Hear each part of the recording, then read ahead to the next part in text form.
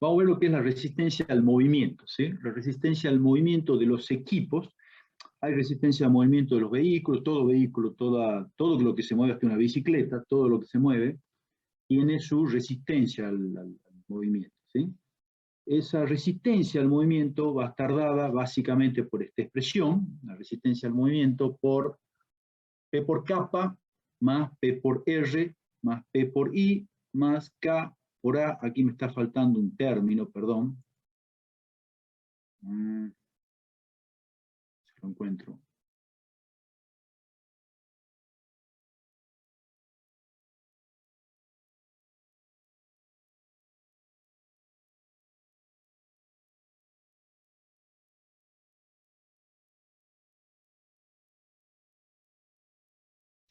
Bueno.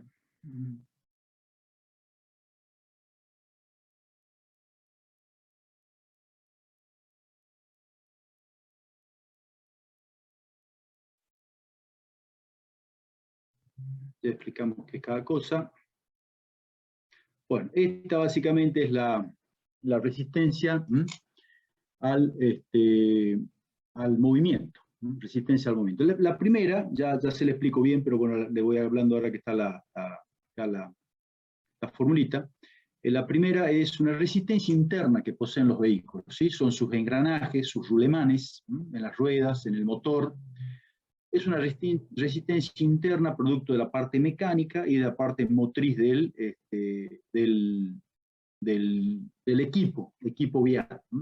Obviamente, si el equipo vial es nuevo, bueno, con sus fluidos en condiciones, esa resistencia va a disminuir, y a medida que bueno, el polvo va entrando, va perdiendo aceite, la grasitud del mismo vehículo, la falta de grasa, bueno, todo eso va aumentando esa resistencia. Se entiende que en vehículos nuevos es pequeña, ¿sí? Es muy pequeña. P por R tiene que ver con el coeficiente de rozamiento.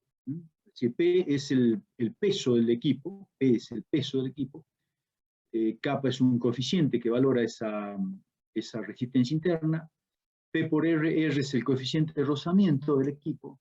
Luego el siguiente componente es P por I, que es la resistencia debida a pendiente, pendientes en contra que tenga el equipo, y K por A por Rho por B. ¿Cómo, perdón? ¿Sí? ¿Alguien preguntaba algo? Bueno, este último término se debe a el rozamiento del aire, ¿sí? Este es un coeficiente aerodinámico, el área que el equipo pone, el Rho es la densidad del aire, B es la velocidad al cuadrado del equipo, ¿sí? Básicamente, ¿qué tenemos? Un cuerpo que ya sea que posea ruedas, oruga, se desliza por un plano inclinado. Ese cuerpo tiene una componente P, es esta que está acá, forma un ángulo, bueno, que es θ, un ángulo del plano inclinado, y tiene una componente, por descomposición de ese peso P, es una componente perpendicular al área de rodamiento, a la sección de rodamiento, y otra paralela. Esta perpendicular está prácticamente contrarrestada por la resistencia que tiene el plano inclinado, esa recta N, y P por seno, descomponiendo en P coseno de phi y P seno de phi, va a estar contrastada por esta fuerza de rozamiento FR. ¿Sí? Básicamente eso.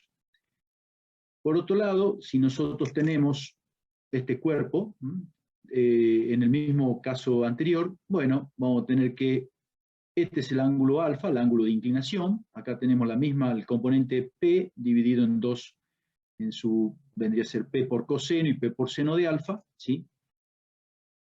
Este es el ángulo alfa, este es el ángulo alfa. Y básicamente, ¿qué es lo que ponemos acá? La resistencia de la rampa es P por seno de alfa, que es la que actúa acá, en este sentido.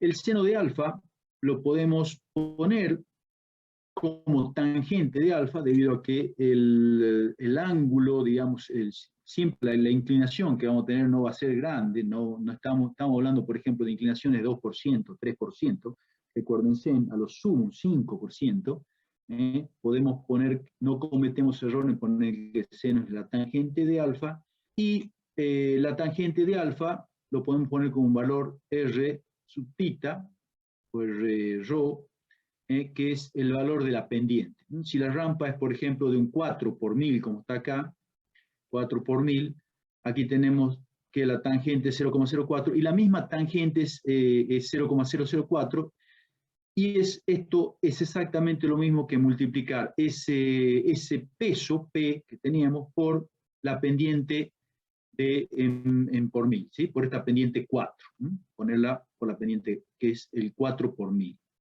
Va a decir que si sabemos la pendiente de este triángulo directamente, multiplicando P por la pendiente, no es necesario hacerlo ni por el seno ni por la tangente, vamos a tener la valoración de la carga debida a esta pendiente, ¿sí? Pendiente en favor o pendiente en contra. Ese es este término que está acá, P por I, la pendiente, ¿sí? Entonces, veamos.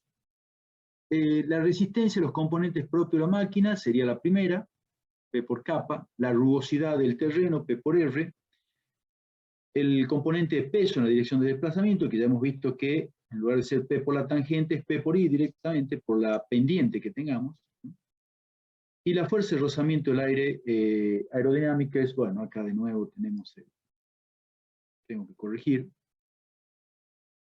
segundito si ya lo dejamos corregido. Y tenemos, bien. En general, en equipos trabajamos con toneladas o kilonewton, pero con toneladas, ¿por qué? Porque, bueno, estos equipos son equipos que tienen su peso en toneladas. Esa es la fuerza P que influye ahí. En general,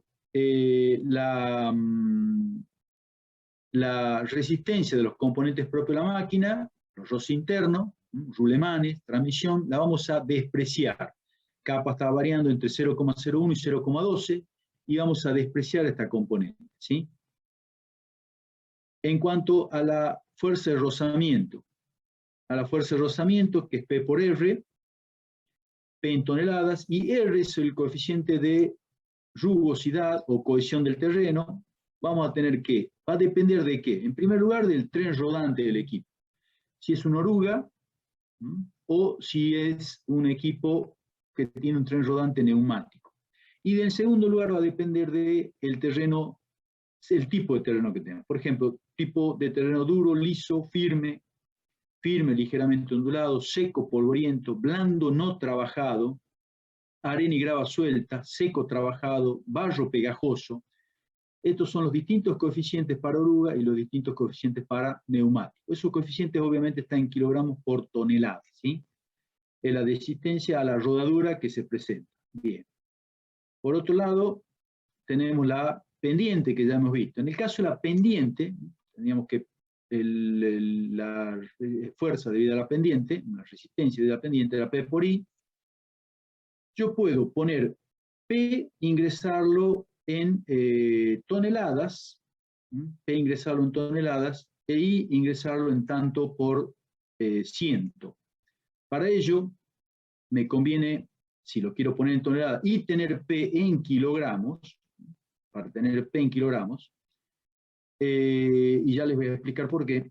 Yo puedo ingresar P en tonelada del equipo, peso, y directamente en su tanto por ciento. Entonces, previamente voy a hacer que una tonelada 1000 kilos, voy a tener 1000 veces P, y voy a dividir la pendiente en 100. Simplificando me va a quedar esta expresión, PI igual a 10P por I. Y ahí ya pongo yo P en toneladas y en el tanto por ciento que viene, tal cual como me la dan a la pendiente, y voy a sacar P directamente en kilogramos, ¿sí? Bien. La fuerza de rozamiento del aire, aerodinámica, la vamos a despreciar también, vamos a despreciar esta componente, en la cual teníamos el coeficiente aerodinámico, generalmente en segundo cuadrado por metro, A el área transversal en metro cuadrado del equipo, B la velocidad relativa del aire del equipo, relativa digo porque en el caso que tenga, va a ser la diferencia entre la velocidad que avanza el equipo, el móvil, menos la velocidad que pueda tener yo del aire, el viento, si ese día no hay viento, 0, y ρ es la densidad del aire. Generalmente acá, ¿qué pasa? Que B, esta fuerza, aumenta con el cuadrado de la velocidad. Y sabemos que los equipos viales generalmente trabajan a velocidades pequeñas. Por ende, la velocidad permitida en obra no es superior a 20 kilómetros por hora, permitida en obra. Estos equipos trabajan a velocidades menores, 7 kilómetros por hora, 5 kilómetros por hora, 10 kilómetros por hora. Entonces, al tener bajas velocidades, al tener un coeficiente aerodinámico prácticamente que podemos achicar la expresión, entonces vamos a despreciar la fuerza roce aerodinámica. Vale decir que nos va a quedar, despreciando estas dos, nos va a quedar que R igual a P por R más P por I. Este va a ser el componente de la resistencia al movimiento de nuestro equipo. Únicamente una componente por rozamiento y una componente debida a pendientes. Acá está la conversión que les dije el otro día, ¿sí? En la cual, fíjense, una cosita. Aquí el coeficiente de rozamiento entra en kilogramos por toneladas, el coeficiente que habíamos visto. La fuerza entra en tonelada, este término me queda en kilogramos, y si yo acá aplico el factor de conversión, 10 P por I, entonces puedo entrar también P en toneladas y en tanto por ciento, y me va a quedar R en kilogramos. O sea, la resistencia me va a quedar en kilogramos, yo voy a poder ingresar a las fórmulas mis pesos de los vehículos en toneladas, con esta expresión modificada y con ese coeficiente de conversión ahí, por unidades. Siempre y cuando la fuerza necesaria que mi vehículo, que mi equipo tenga que hacer, obviamente para moverse, deberá ser mayor o igual, por lo menos igual que esa resistencia al movimiento, ¿sí? De lo cual se desprende que esa resistencia al movimiento obviamente va a ser también igual a la fuerza necesaria que necesito hacer con el equipo, ¿sí? Bueno, ¿hasta ahí les queda claro? ¿Alguna duda?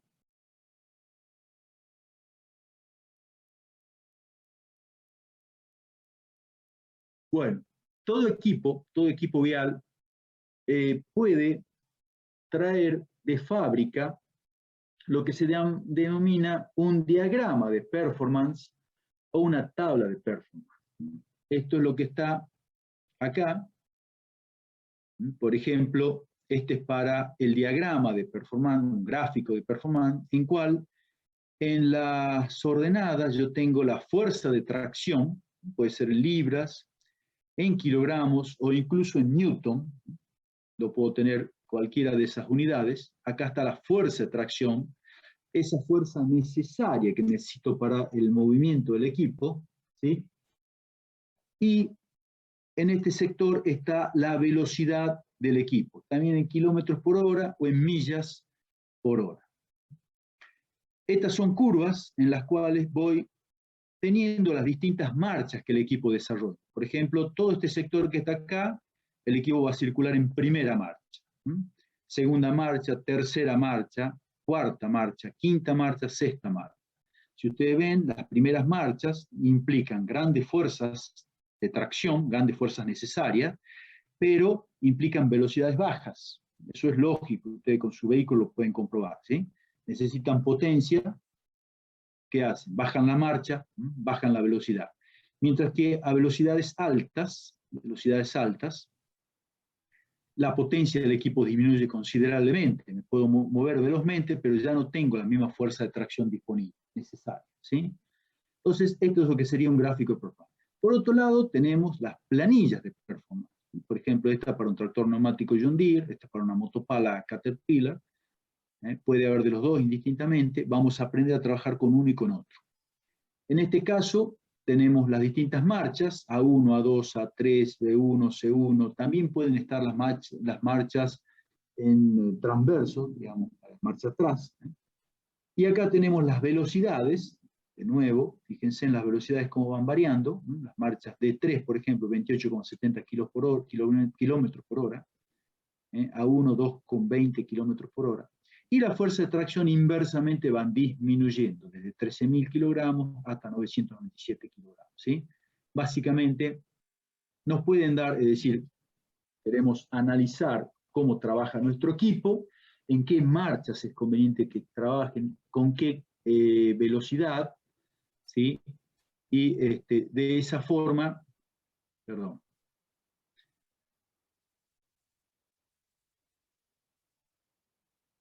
de esa forma podemos indicar cuál es la forma más efectiva de trabajo del equipo, ¿sí? Bien, me está avisando que en 10 minutos se corta el Zoom, lo volvemos a sacar con exactamente el mismo link, ¿tá? Bien, ¿alguna duda les queda por acá?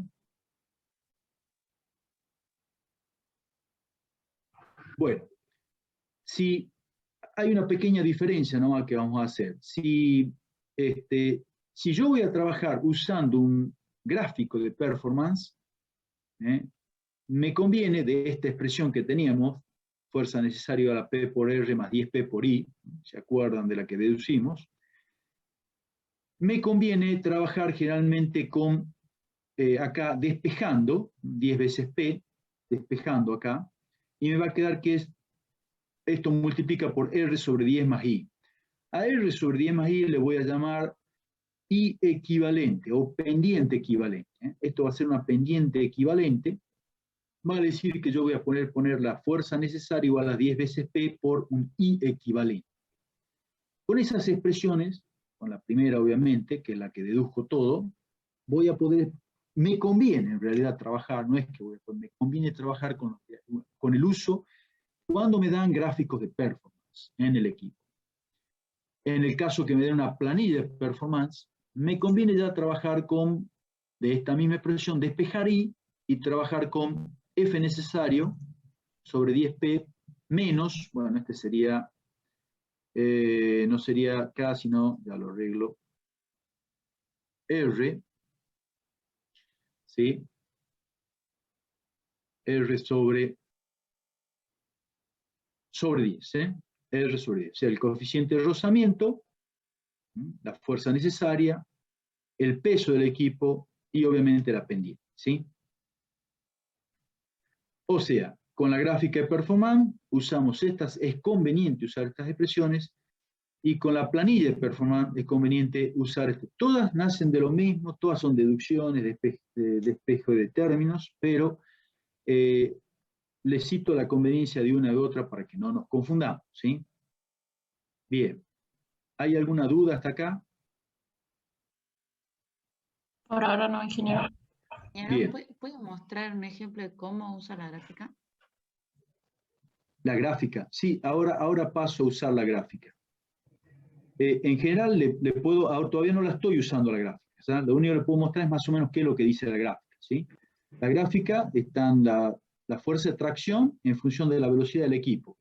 Y esta serie de, llamémoslas así, curvas, me implican que las distintas marchas, va a decir que si yo voy a desarrollar una fuerza aquí de 10 libras, por ejemplo, 10 libras, y circulo a una velocidad de 10 kilómetros por hora, estaría en cuarta marcha acá. Intercepto esto que está acá, intercepto de acá, tiro una recta, intercepto esta y saco la velocidad. Es decir, en cuarta marcha podría estar trabajando con esa fuerza de tracción, a esa velocidad.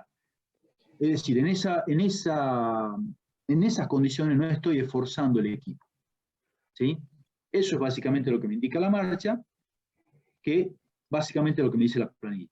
Y les decía que es lógico eso, porque cuanto más fuerza desarrollo, fíjense en la fuerza que tengo acá, la fuerza de tracción del equipo, de este equipo en particular, a una menor velocidad, y cuando menos fuerza tengo, aumenta notablemente la velocidad del equipo. Puedo circular, eso es lo que en un auto usted lo ven, vienen por una carretera sin pendiente, y de repente se ven obligados a subir una pendiente, si necesitan potencia, más allá de que vayan cargado o no, de que vayan arrastrando. Le hablo su auto porque puede arrastrar un carrito con material, por ejemplo. Entonces van a necesitar, ¿qué cosa? Tal vez vengan en cuarta, vengan en quinta, y de repente necesitan afrontar una subida pendiente en contra. Obviamente que tienen que ganar fuerza, el vehículo, el torque del vehículo gana fuerza, y eso hace que tengan que hacer un rebaje de marcha. Pasarán de quinta cuarta, cuarta tercera, tercera segunda, y tal vez ven si en segunda puede subir o si sube en primera, dependiendo de la potencia. ¿Tá? Lo que vamos a hacer aquí es previamente indicarle a un maquinista o tener la indicación nosotros de cómo será la forma más efectiva de trabajar, haciendo el mix de carga, velocidad, potencia del equipo o fuerza del equipo. Ya sabemos que la potencia del equipo va a estar dada por la fuerza necesaria, por la velocidad. ¿Ah? Pero acá vamos a hablar de la fuerza de tracción del vehículo. Ya lo vamos a ver cómo se usa. No sé si le queda claro lo que quien me preguntó.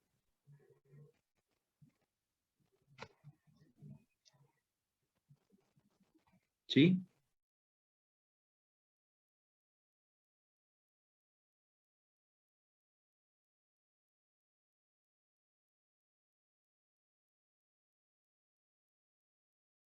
Bueno, ¿hay alguna duda de esto?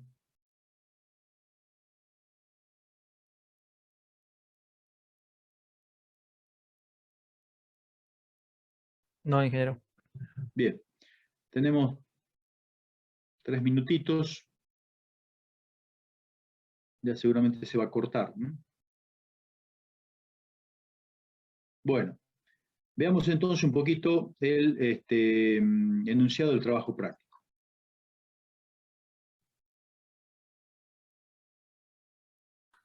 Antes de seguir. Ingeniero, ahí Sí. Matías Seguro le mando un mensaje en el chat. Sí, lo estoy viendo.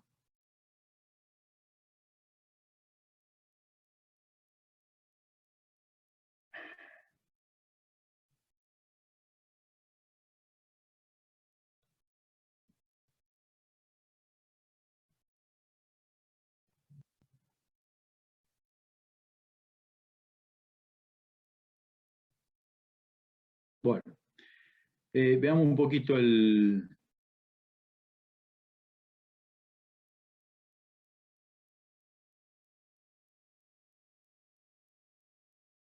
trabajo práctico, ¿sí? Ya les comparto pantalla.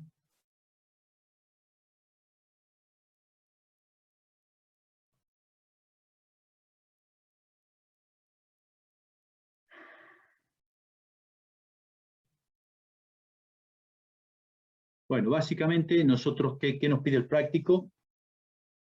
Que elaboremos, ¿sí?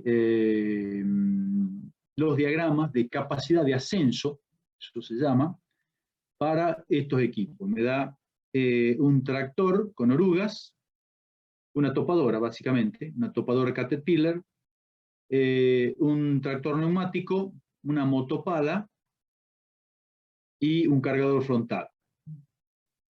Me dan los pesos, fíjense, en 21 toneladas. Me da el peso del tractor, en el segundo caso, más el peso de la pala de arrastre, y más la capacidad de la pala. ¿Qué capacidad posee la pala? Bien. Luego me da la motopala, también me da su peso y su capacidad.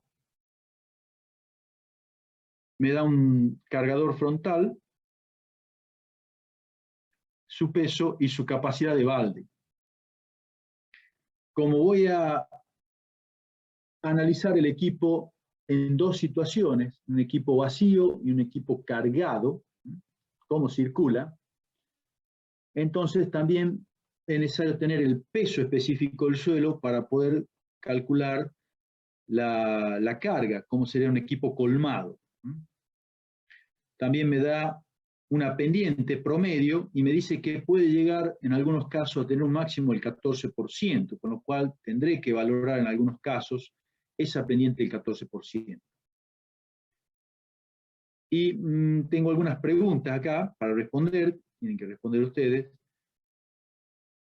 si los mismos, los equipos, pueden trabajar en tales condiciones, indicado en cada caso marcha, a qué marcha van a trabajar y a qué velocidad de trabajo. Tanto para, como les decía, el equipo cargado como para un equipo descargado, ¿sí? Me da dos condiciones de terreno. Las posibilidades de precipitación, me dicen, de la obra pueden modificar las condiciones de trabajo, cuya condición más desfavorable va a ser la circulación